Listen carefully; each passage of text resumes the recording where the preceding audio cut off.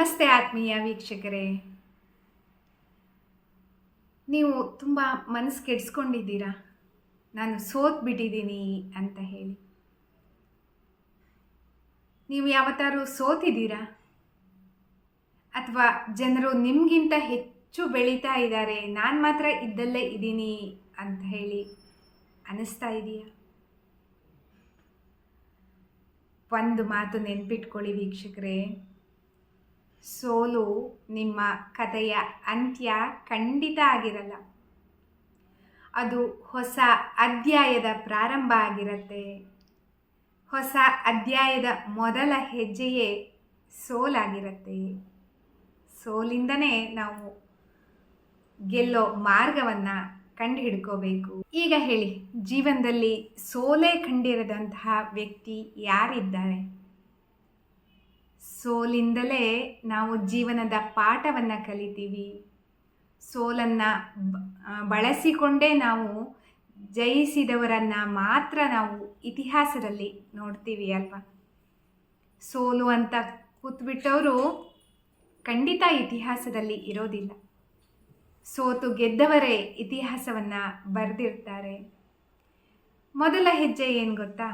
ನಾನು ಸೋತಿದ್ದೇನೆ ಅನ್ನೋದನ್ನು ಒಪ್ಪಿಕೊಳ್ಬೇಕು, ನಿಜವನ್ನು ಅರಿತುಕೊಳ್ಬೇಕು. ಜೊತೆಗೆ ಇನ್ನೊಂದು ಮಾತು ಏನು ಗೊತ್ತಾ? ಇದು ನನ್ನ ಕೊನೆಯ ಅವಕಾಶ ಖಂಡಿತ ಅಲ್ಲ ಅನ್ನೋದನ್ನು ನಮ್ಮ ಮನಸ್ಸಿನೊಳಗೆ ತುಂಬ್ಕೋಬೇಕು. ಅವಕಾಶಗಳು ಬರ್ತಾನೆ ಹೋಗುತ್ತೆ. ಸೋಲನ್ನು ನಾವು ವಿಶ್ಲೇಷಣೆ ಮಾಡ್ಕೋಬೇಕು. ಎಲ್ಲಿ ಸೋತಿದ್ದೀವಿ, ಏನು ತಪ್ಪಾಗಿದೆ, ನಾವು ಏನಕ್ಕೆ ಕೆಲಸ ಮಾಡಿಲ್ಲ, ಎಲ್ಲಿ ನಮಗೆ ಅಡೆತಡೆ ಆಯಿತು ಅಂತ ವಿಶ್ಲೇಷಣೆ ಮಾಡಿಕೊಂಡಾಗ ನಾವು ಮುಂದೆ ಹೋಗೋದಕ್ಕೆ ಸಾಧ್ಯ ಆಗತ್ತೆ. ಇನ್ನೊಂದು ಅಂತಂದರೆ, ಸೋಲನ್ನು ನಾವು ಇಂಧನವಾಗಿ ಬಳಸ್ಕೋಬೇಕು. ಸೋಲೇ ನಮ್ಮ ಜಯದ ಇಂಧನವಾಗಬೇಕು. ಸೋಲು ನಮಗೆ ಅಲ್ಲೊಂದು ಸ್ಟಾಪ್ ಮಾಡಿಬಿಡತ್ತೆ, ಮುಂದೆ ಹೋಗೋಕ್ಕೆ ಬಿಡೋದಿಲ್ಲ. ಇಲ್ಲ, ನಾವು ಜಯಿಸೋದಕ್ಕೆ, ನಾವು ಗೆಲ್ಲೋದಕ್ಕೆ ನಮಗೆ ಸೋಲೇ ಅಡಿಪಾಯ ಆಗಿರುತ್ತೆ. ಅದು ನಮ್ಮನ್ನು ಬಲಪಡಿಸೋದಕ್ಕೆ ಸಹಾಯ ಮಾಡುತ್ತೆ.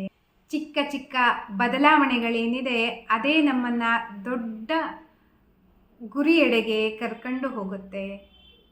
ನಮ್ಮನ್ನು ದೊಡ್ಡ ರೀತಿಯಲ್ಲಿ ಮೇಲ್ಮಟ್ಟದಲ್ಲಿ ಬದಲಾವಣೆಗೊಳಿಸ್ಕೊಳ್ಳೋದಕ್ಕೆ ಸಹಾಯ ಮಾಡುತ್ತೆ. ದಿನದಲ್ಲಿ 1% ಆದರೂ ಬದಲಾವಣೆ ಆಗ್ತಾ ಹೋದರೆ ಇನ್ನು 365 ದಿನಗಳಲ್ಲಿ ಎಷ್ಟೆಲ್ಲ ಬದಲಾವಣೆ ಆಗ್ಬೋದು ನೀವೇ ಯೋಚಿಸಿ. ಮತ್ತು ನಮ್ಮ ವಲಯವನ್ನು ನಾವು ಬದಲಿಸ್ಕೋಬೇಕು. ಅಂತಂದರೆ ನಮ್ಮ ಸುತ್ತಮುತ್ತಲಿನ ವಾತಾವರಣವನ್ನು ಬದಲಿಸ್ಕೋಬೇಕು.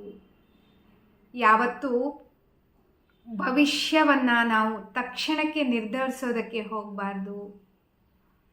ಭವಿಷ್ಯವನ್ನು ತಕ್ಷಣಕ್ಕೆ ನಿರ್ಧರಿಸಿಬಿಟ್ರೆ ನಮಗೆ ಸೋಲು ಖಂಡಿತ ಅಲ್ವಾ? ಹಾಗಾಗಿ ನಾವು ಸಕಾರಾತ್ಮಕ ಗುಣದವರನ್ನು, ಆತ್ಮೀಯತೆಯಿಂದ, ಪ್ರೀತಿಯಿಂದ ಇರೋರ ಜೊತೆಗೆ ಸದಾ ಬೆಳ್ಕೊಂಡು ಹೋಗಬೇಕಾಗತ್ತೆ.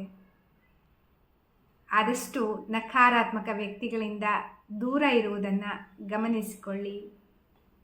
ಮತ್ತು ಇನ್ನೊಂದು ಮುಖ್ಯವಾಗಿರೋದು ಅಂತ ಅಂದರೆ ನಿರಂತರ ಪ್ರಯತ್ನ ಮನುಷ್ಯನ ಜೀವನದಲ್ಲಿ ಅತೀ ಮುಖ್ಯವಾಗಿರೋದು. ಸೋತು ಬಿಟ್ಟೆ ಅಂತ ಹೇಳಿ ಅಲ್ಲಿಗೆ ಒಂದು ಫುಲ್ ಸ್ಟಾಪ್ ಇಟ್ಬಿಟ್ಟು ಮತ್ತೊಂದು ಹುಡುಕೋದು ಖಂಡಿತ ಅಲ್ಲ. ಸೋಲೇ ಗೆಲುವಿನ ಸೋಪಾನ. ಸೋಲನ್ನು ಏನಿದೆ ಅದನ್ನು ಭದ್ರ ಬುನಾದಿಯನ್ನು, ಫೌಂಡೇಶನ್ ಆಗಿ ಮಾಡಿಕೊಂಡು ಅದರ ಮೇಲೆ ನಾವು ಎದ್ದು ನಿಲ್ಲೋದಕ್ಕೆ ಹೋದರೆ ಮಾತ್ರ ನಮಗೆ ಗೆಲುವು ಹತ್ತಿರದಿಂದ ಸಿಗೋದಕ್ಕೆ ಸಾಧ್ಯ ಆಗತ್ತೆ. ಸೋಲೇ ಗೆಲುವಿನ ಸೋಪಾನ. ಸೋಲು ತಾತ್ಕಾಲಿಕ, ಗೆಲುವು ಅನ್ನೋದು ಶಾಶ್ವತ. ನಾನು ಸೋತೆ ಅಂತ ಹೇಳಿ ಪರಿಗಣಿಸ್ಕೊಳ್ಳದೆ, ಇದೆಲ್ಲ ಮುಗಿದೇ ಹೋಯಿತು ಅಂತ ಅಂದ್ಕೊಳ್ಳದೇನೆ, ಇದು ನನ್ನ ಮೊದಲ ಕಮ್ ಬ್ಯಾಕ್ ಅಂತ ಹೇಳಿ ಮತ್ತೆ ಸಿಡಿದೆದ್ದು ನಿಲ್ಲುವ ಪ್ರಯತ್ನವನ್ನು ನಾವು ಮಾಡಿದರೆ ನಾವು ಖಂಡಿತ ಗೆಲ್ಲೋದಕ್ಕೆ ಸಾಧ್ಯ ಇದೆ ವೀಕ್ಷಕರೇ.